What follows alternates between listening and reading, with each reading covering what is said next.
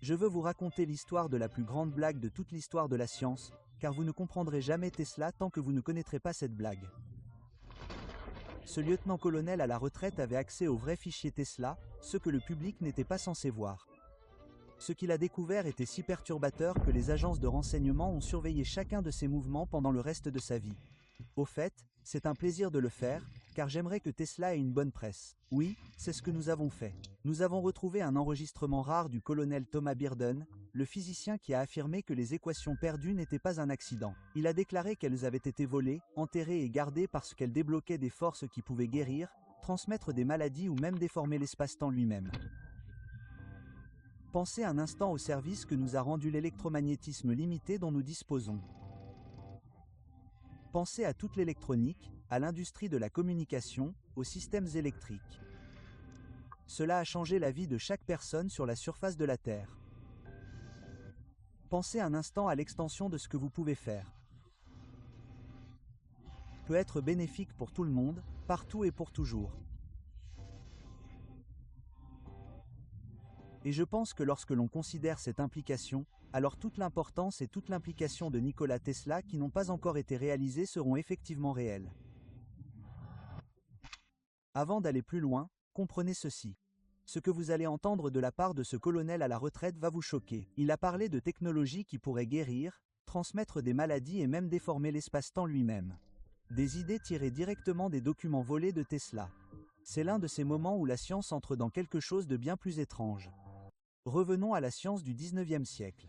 James Clerk Maxwell se tenait devant un enchevêtrement d'équations, 20 inconnues décrivant la force brute et vivante de l'électromagnétisme. Ces mathématiques étaient lourdes, écrites dans un langage kytrien et avancé que peu osaient comprendre. Mais ce qu'elles captaient était fou. Des interactions cachées, des dimensions plus profondes, le comportement étrange de l'énergie qui ne rentrait pas dans des cases bien définies. Puis est arrivé Oliver Heaviside, un génie autodidacte à part entière. Heaviside a examiné la complexité de Maxwell et l'a réduite. 4 équations vectorielles simplifiées ont remplacé les 20 initiales. Plus propres, plus simples, plus faciles à enseigner. Les manuels scolaires ont salué cela comme un progrès. Mais ce faisant, quelque chose d'autre s'est produit. Des couches entières de la réalité physique ont été effacées de la science. Les variables supplémentaires, les symétries étranges, les forces invisibles ont disparu. Et Tom Byrden n'a pas mâché ses mots. Il a appelé cela la castration. Ce que nous utilisons aujourd'hui comme les équations de Maxwell ne sont que l'ombre de ce que Maxwell a réellement proposé. L'électromagnétisme, original écrit par Maxwell lui-même a été écrit dans une algèbre appelée quaternienne. Ce que nous voulons dire ici, c'est une algèbre de topologie supérieure dans laquelle vous pouvez faire des choses dans ce genre d'expression de l'électromagnétisme que vous ne pouvez pas faire avec des vecteurs ou des tenseurs. Maintenant, la vraie théorie que Maxwell avait, selon qui compte les équations et ce qu'il compte, c'est quelque chose comme 20 équations et 20 inconnues pour lui donner des nombres. Quand Heaviside a fini de la traduire en une algèbre beaucoup plus simple appelée vecteur, qu'il a contribué à créer, et c'est lui qui a écrit toutes les équations modernes qui sont utilisées comme équations de Maxwell, pas Maxwell lui-même. Aucune de celles-ci n'est jamais apparue dans quoi que ce soit de James Clerk Maxwell. Quand il l'a modifiée en une algèbre beaucoup plus simple appelée analyse vectorielle, qu'il a contribué à compléter l'algèbre elle-même, elle se composait d'environ 2 équations avec une équation supplémentaire ajoutée selon la façon dont vous voulez compter cela. Encore une fois, certainement si vous voulez compter la chose entière, 4 équations. Vous pouvez donc voir une réduction remarquable du nombre de variations de choses que vous pouviez faire.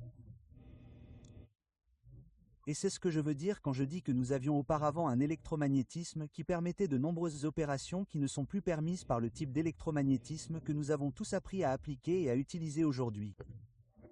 C'est un sous-ensemble de ce qui peut être fait. Il a averti que la coupure était un verrou sur une porte cachée. Une fois que la science a appris à effacer ce qui ne convenait pas, le modèle s'est répandu. Et la chose suivante qu'ils ont choisi de réduire au silence était bien plus dangereuse. L'autre moitié de chaque onde qui se déplace dans notre monde. Pensez-y.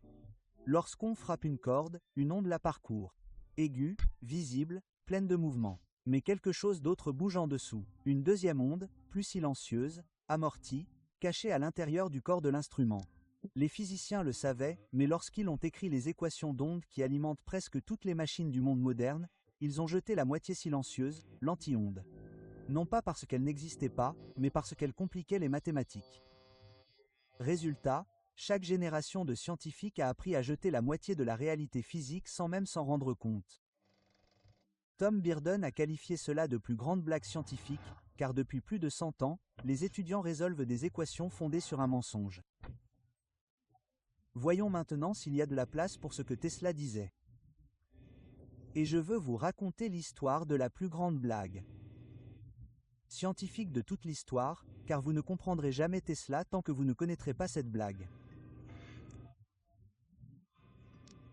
Lorsqu'ils ont essayé d'écrire l'équation des ondes pour les ondes des cordes pincées, ils étudiaient bien sûr les instruments à cordes pincées.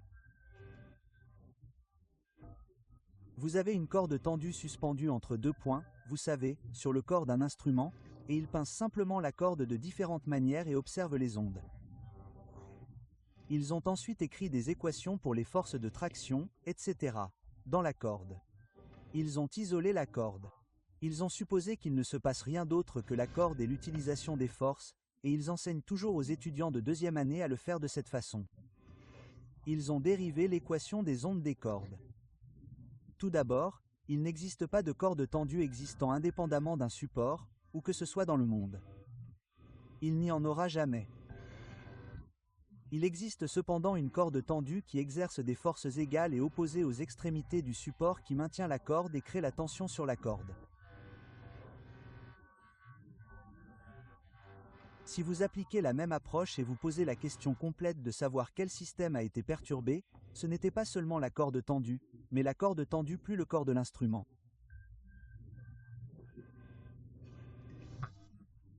Ce qui se passe, c'est que chaque onde transversale qui se produit dans la corde, une onde égale et opposée fortement amortie se produit dans le corps de l'instrument.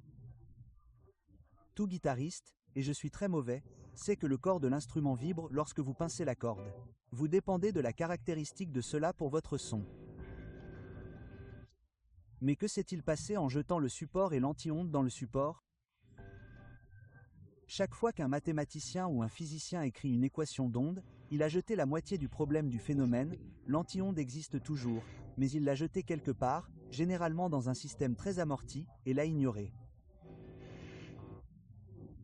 La façon dont il s'en sort à la fin, où il a maintenant décrit ses réactions avec l'équation d'onde unique, l'équation d'onde transversale, l'autre onde réapparaît et il dit « Oh, c'est la troisième loi de Newton, la force de réaction, car elle est toujours égale et opposée. » Eh bien, la troisième loi de Newton n'est pas une loi, c'est une description, ce n'est pas du tout un mécanisme qui explique ce qui cause quelque chose. Si vous rajoutez l'onde manquante, devinez ce que vous obtenez ? Vous obtenez des ondes égales et opposées dans le vide. Ces ondes sont en fait des ondes longitudinales. Elles ressemblent davantage à des sons. Et Tesla avait raison. Et tous les manuels du monde ont tort. L'anti-onde n'a pas disparu. Elle est tombée sous la surface dans le vide. Silencieuse, invisible, mais toujours vivante. La théorie quantique moderne nous dit que le vide est tout sauf vide. Une tempête d'activité bouillonnante y vit. Alors qu'avons-nous fait taire exactement lorsque nous avons coupé ces ondes en deux ? Si l'onde manquante continue de bourdonner dans le noir, pourrait-elle être plus qu'un simple bruit ? Serait-ce de l'énergie que nous n'étions pas censés utiliser ? Et si cette onde cachée résonne toujours sous la réalité, alors quelqu'un devait la remarquer. Quelqu'un devait entendre ce que le reste de la science avait choisi d'ignorer.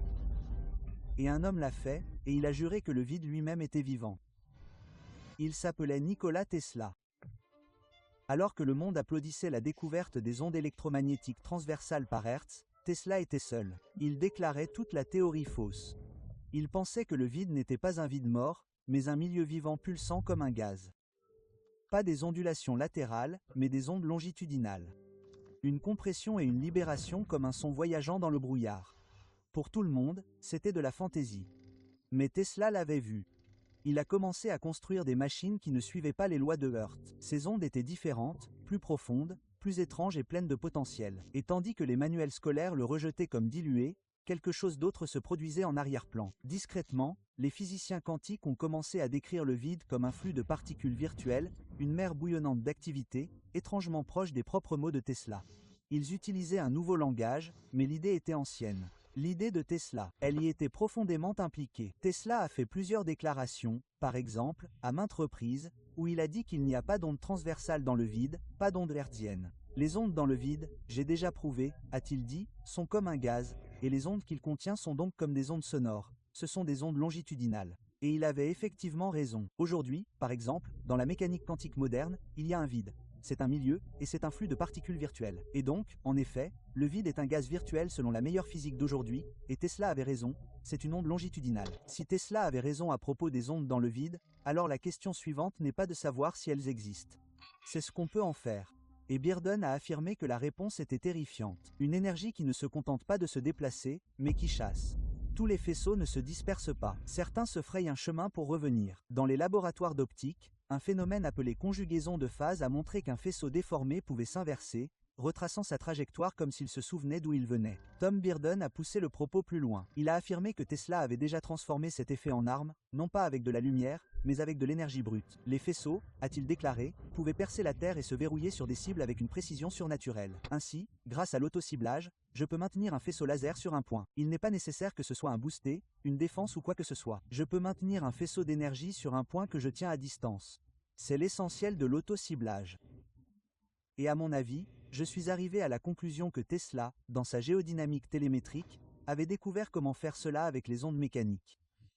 Tout d'abord, il pouvait transmettre l'onde complète à travers la Terre et il pouvait faire en sorte que la chose, lorsqu'elle revenait, soit conjuguée en face. Une fois qu'il avait une réflexion de n'importe où, il pouvait se rétrécir immédiatement en ce point et y mettre toute son énergie. Et aujourd'hui, il existe une base théorique pour cela. Je ne pourrais pas construire un tel équipement, mais je veux dire, il y a une façon théorique de faire ça, et apparemment, d'après ses déclarations, c'est mon interprétation de ce qu'il faisait de la conjugaison de phase itérative et était donc capable de concentrer son énergie, quel que soit le type de route qu'elle suivait, jusqu'au point exact où il voulait qu'elle aille de l'autre côté de la Terre. Bearden pensait que les expériences perdues de Tesla étaient peut-être de véritables démonstrations d'armes énergétiques autociblées capables de rechercher des points de réflexion n'importe où sur le globe. Et l'un de ces points qu'il a suggéré pourrait avoir été une parcelle de forêt isolée en Sibérie en 1908, Tunguska.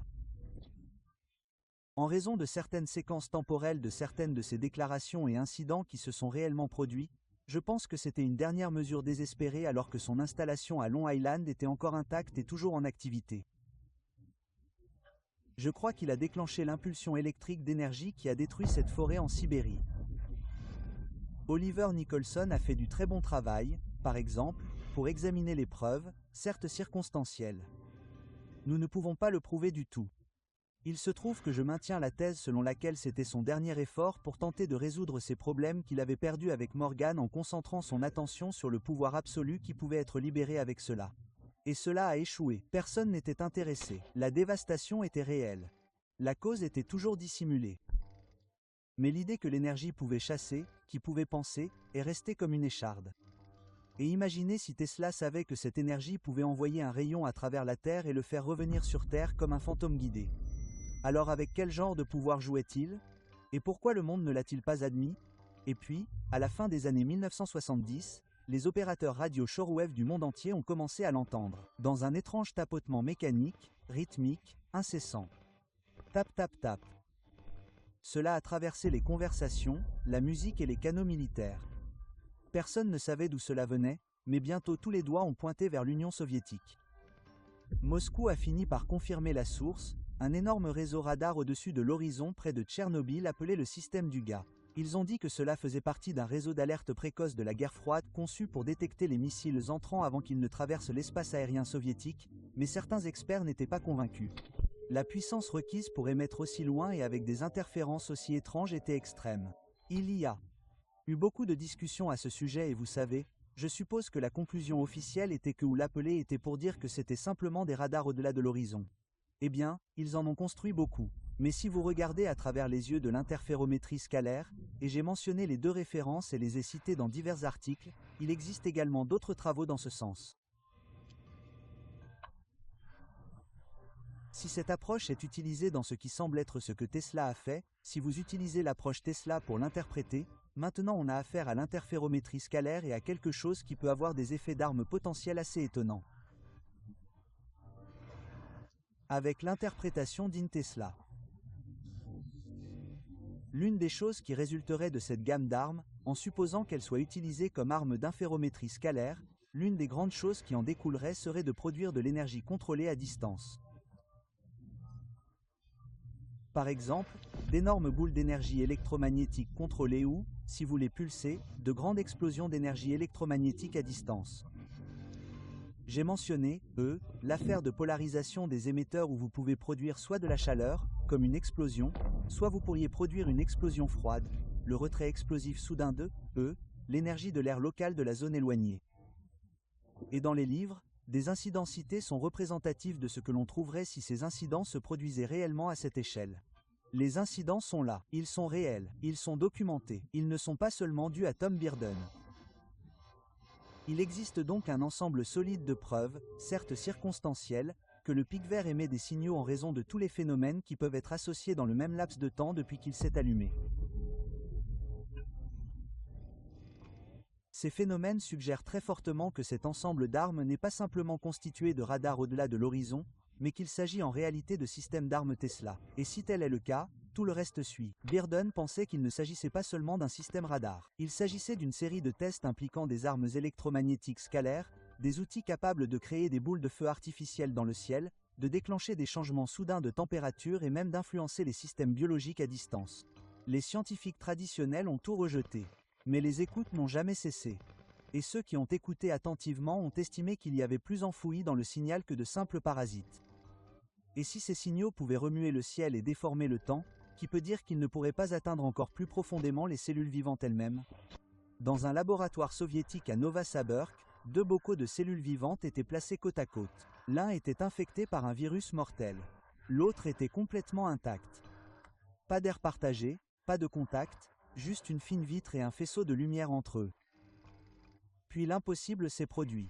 Le deuxième bocal a commencé à tomber malade. La maladie semblait bondir à travers l'espace, transportée non pas par des particules mais par des champs électromagnétiques. Il y a un physicien soviétique, un scientifique nommé Kosenve.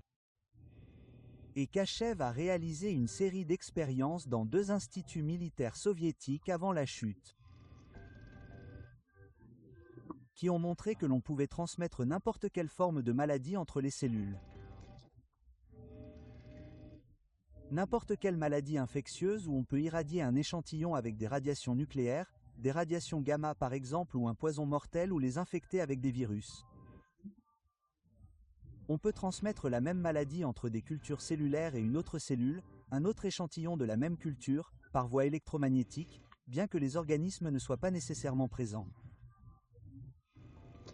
Cela fonctionne dans la littérature si l'on s'y intéresse. Kosenve a publié plusieurs livres qui sont disponibles depuis que le système russe s'est un peu assoupli. Ce travail a été reproduit à l'université de Marburg, par exemple, en Allemagne. Il a été reproduit à l'université de Sydney en Australie et il a été reproduit par au moins un chercheur ici aux États-Unis. Il est formé pour dire que s'il n'y a pas de champ de force, il n'y a pas d'électromagnétisme. Il ignore le potentiel qui reste. Il le balaie et le jette.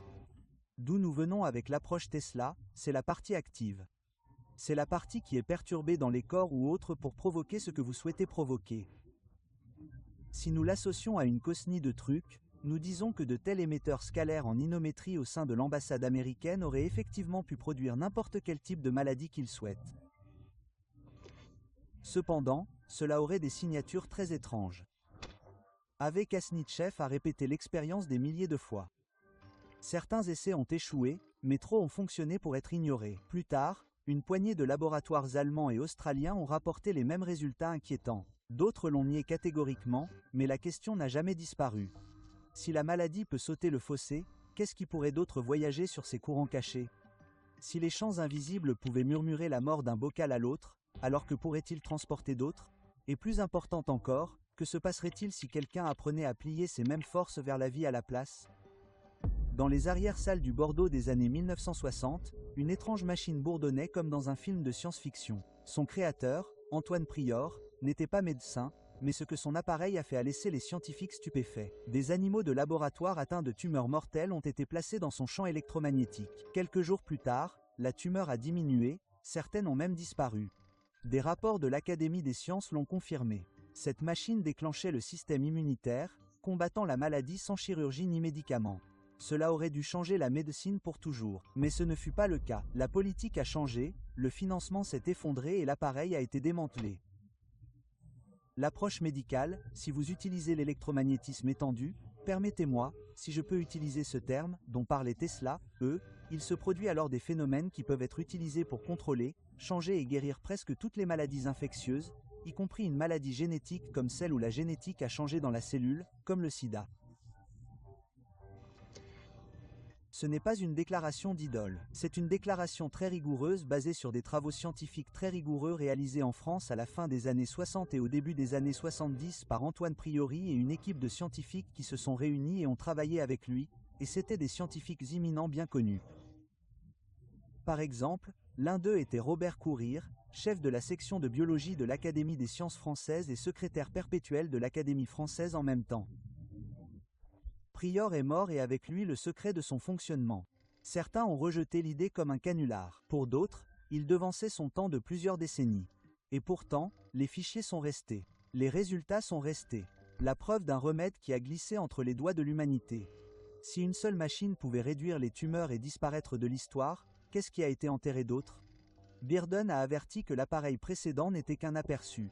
Que le véritable enjeu n'était pas du tout la guérison, mais les découvertes de Tesla, les fleuves infinis d'énergie circulant dans le vide lui-même.